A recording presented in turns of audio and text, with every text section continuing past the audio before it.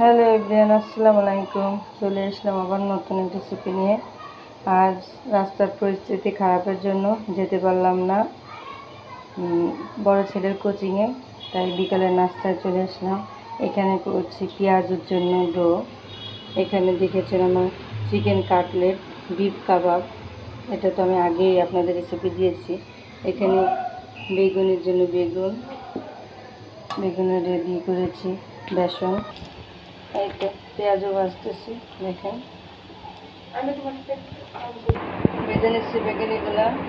এই তো আগেই বলেছি বাচ্চার বাবা অসুস্থ, তো বাসায় থাকার কারণে তার জন্য নাস্তা বানাচ্ছি। ছেলে অনলাইনে বসছিল ক্লাসে। বড় বাবা আমাকে সাহায্য করছেন কাজে, এই যে বেগুনি ভাজছেন।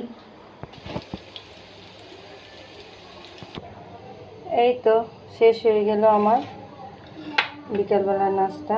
সর্বশেষ একটা কথা বলতে চাই, সেটা হলো মেধাই হোক আমাদের দেশে আসল সবচেয়ে বড় কোঠা। সবাই ভালো থাকবেন, সবাই আল্লাহ হাফিজ।